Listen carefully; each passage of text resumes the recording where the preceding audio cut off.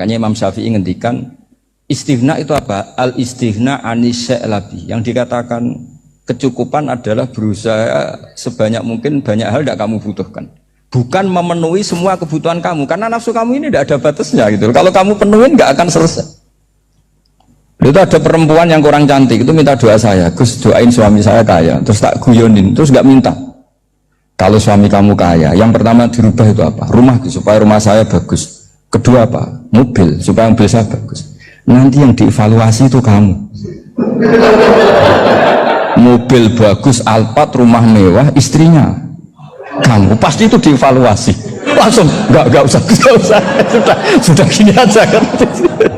Jadi pertama yang dievaluasi itu kaya itu, coba kalau suami kaya itu yang dievaluasi pertama rumah ya, rumah ganti, setelah itu apa? Mobil. Kira-kira berikutnya akhirnya sudah nggak jadi. Nabi Ibrahim itu pernah minta umur panjang, keren umur panjang, sama Allah nggak dijawab. Datang orang tua itu bertamu ke Nabi Ibrahim, terus disuguhi dikasih kurma. Apa itu kok kurma apa? Anggur yang sudah matang sekali, sudah dimakan. Setelah dimakan meler keluar lagi, dimakan lagi meler lagi. Terus Nabi Ibrahim masuk lagi ke kamar, ya Allah doanya tak cancel. Nanti kalau saya tua kayak itu. Jadi Allah itu nggak jawab langsung tapi ngirimkan itu. Akhirnya ya Allah nggak jadi. Nanti takut itu. Saya pernah ngalami jadi kiai tadi, ada ibu-ibu ya kurang ya nggak pati cantik lah. Suaminya tuh miskin sekali. Minta doa saya supaya kaya. Bareng tak kasih pertimbangan itu udah nggak usah nggak jadi. Jadi itu kearifan. Tapi kearifan ini harus kita tanamkan. Saya nggak bisa membayangkan Indonesia yang besar ini, andai kan tidak ada kona'ah, nerimo ing pantum. Coba sekarang ada COVID.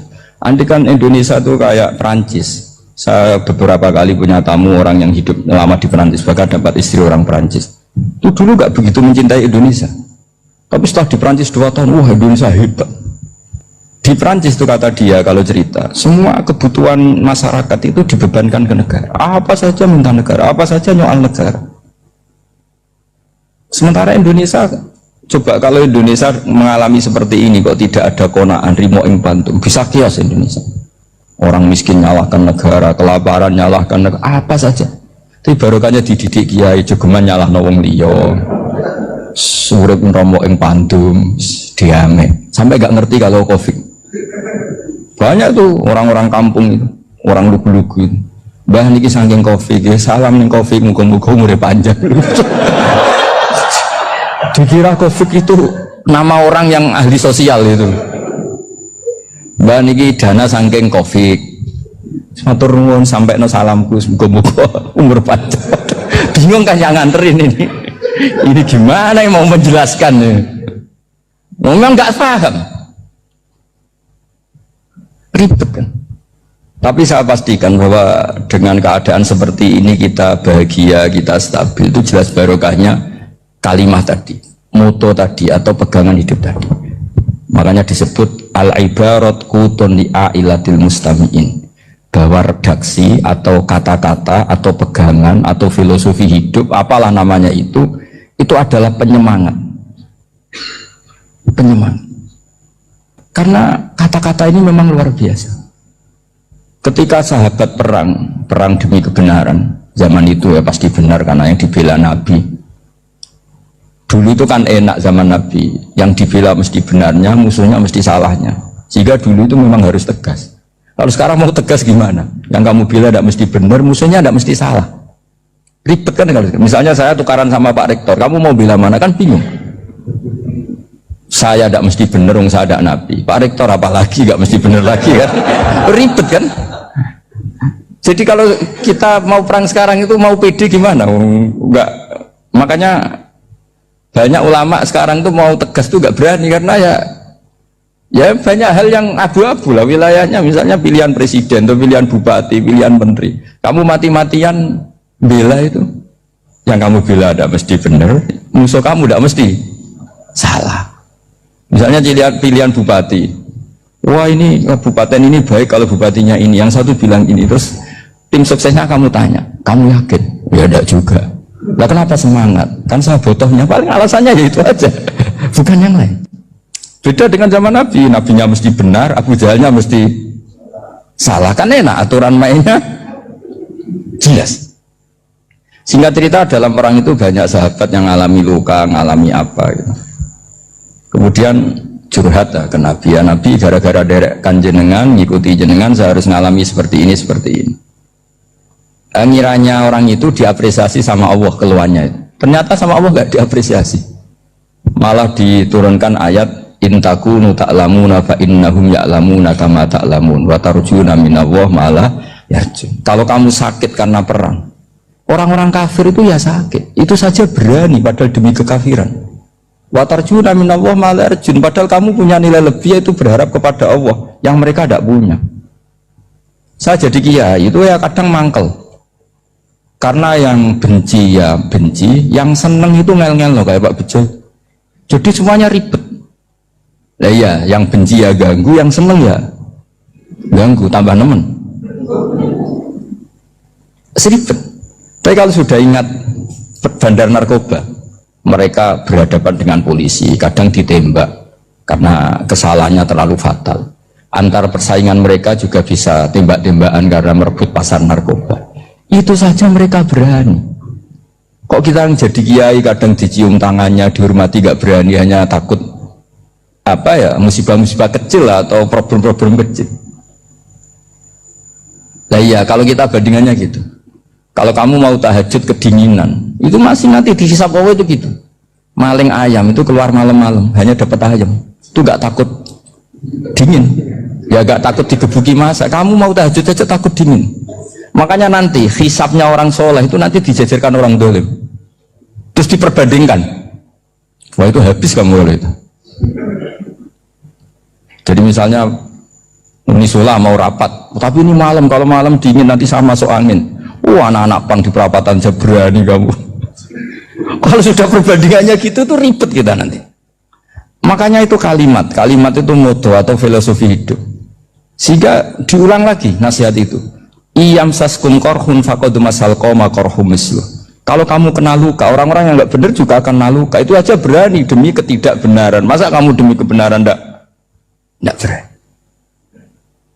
Akhirnya orang itu, ya itu kalimat, itu heroik. Makanya kita ini penting ya. Makanya tadi himne Unisula dimulai kalimat thayyibah. Karena kalimat ini yang menjaga kita, kalimat ini. Misalnya tentang Tuhan. Kenapa orang Islam imannya kokoh seperti ini, termasuk yang sudah hidup di Amerika, di Australia, di mana-mana? Itu ya barokahnya ajaran atau barokahnya kalimah. Saya sebut kalimah saya pakai bahasa santri. Karena la ilaha illallah itu dalam tradisi santri disebut kalimatu haqqin alaiha nahya wa alaiha namut wa alaiha nub'ats. Ada yang riwayat wa biha nub'ats insyaallah taala minal aminin. Kenapa mereka di mana-mana meskipun sekolah di Amerika, di Australia, bahkan di Uni Soviet tetap mukmin? Itu barokahnya ajaran yang benar. Allah itu siapa? Tuhan. Tuhan itu sifat dasarnya apa? Awal. Dia harus wujud awal sebelum makhluk yang lain. Sehingga ketika ada negara yang maju, yang tertib, manajemennya tertib, masyarakatnya makmur, tapi punya Tuhan yang tidak seperti itu, tidak awal, itu sudah gak nyaman. Karena ndaklah keren Tuhan saya, karena Tuhan saya itu al-awwal, zat yang pertama. Tuhan saya keren lah, zat yang nggak mati, Tuhan yang nggak mati, yang nggak pernah mengalami kematian.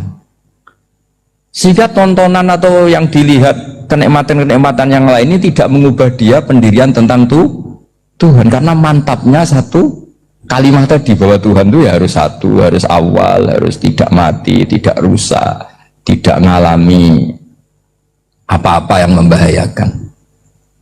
Sehingga ketika ditawarin Tuhan yang lain, meskipun menjanjikan secara finansial atau kemakmuran, mereka gak tertarik. Itu coba, itu barokahnya makmur apa barokahnya ajaran? Barokahnya ajaran. Sering negara Islam itu kalah makmur dengan mereka, tapi barokahnya ajaran ini tetap apa? Tetap Islam. Makanya Nabi Ibrahim, Nabi yang sukses bikin waja'alaha kalimatam baqiyatan fi aqibi. Sehingga kita ini bekti sama orang tua misalnya, itu ya karena ajaran. Suwargamu parek wong tuamu. Nak wong tuamu ridho, Allah ridho. Nak ora ridho, Allah ora ridho.